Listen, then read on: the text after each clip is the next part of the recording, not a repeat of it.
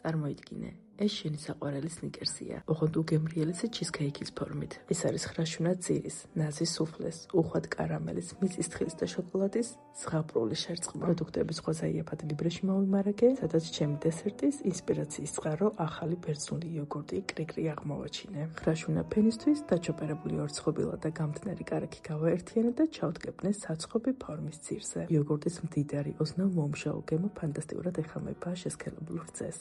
აქ ყველაფერი მარტივადაა. ხელის სათქვებით გავაერთიანოთ, დავესხათ ჟელატინი, გადავიტანოთ ფორმაში და შევდგათ მაცივარში სტაბილიზაციისთვის. იდეალური კარამელისთვის შაქარი დავადგათ დაბალ ცეცხლზე და სანამ არ გათნება ხელი არ მოვკიდოთ. შემდეგ ვამატებთ კარაქს, ცხელ ნაღებს სწრაფი მორევის პრინციპით.